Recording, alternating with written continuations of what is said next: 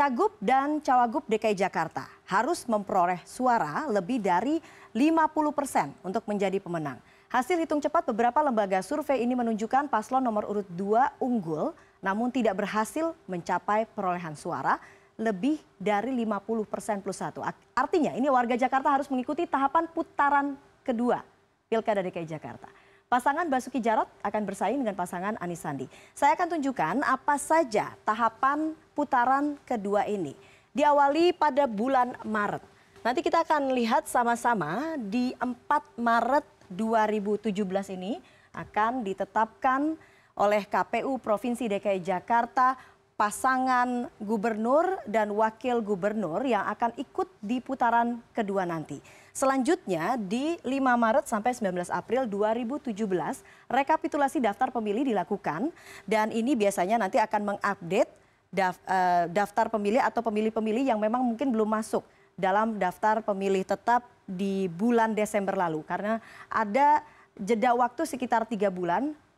Jadi ada kemungkinan dalam 3 bulan ini mungkin daftar pemilih tetap ada yang meninggal dunia ataupun ada yang belum terdaftar di pilkada pertama sehingga harus didaftarkan, harus diulang lagi, harus direkap lagi sehingga akan mencapai titik final pada bulan April 2017.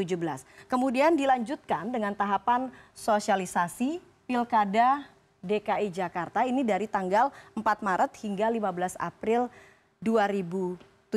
Nanti juga kedua paslon akan kembali mempertajam visi misi mereka kepada masyarakat. Kita tidak tahu apakah nanti di putaran kedua nanti akan ada debat pilkada atau debat uji publik Pilkada DKI Jakarta yang akan diadakan oleh KPU untuk kemudian menajamkan visi misi dari paslon nomor urut 2 dan nomor urut 3.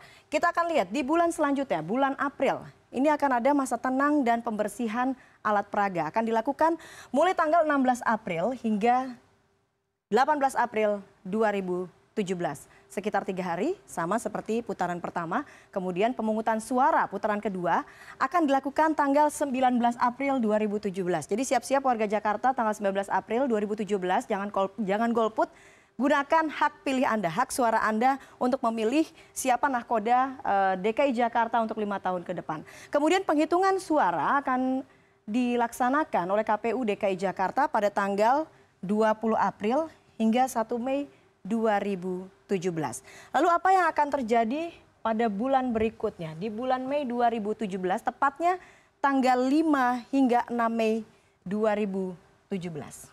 Ini akan ada penetapan pasangan calon pemenang ini dengan catatan tanpa sengketa. Jadi pilkada ini berlangsung tanpa sengketa, maka akan ada hasilnya di tanggal 6 Mei 2017. Namun bila terdapat sengketa sebelum tanggal tersebut, maka tahapan selanjutnya adalah di Mahkamah Konstitusi. Tahapan ini sepenuhnya akan menyesuaikan jadwal di MK. Nah ini dia, penetapan paslon pemenang akan dilakukan KPU Provinsi paling lambat setelah 3 hari putusan MK.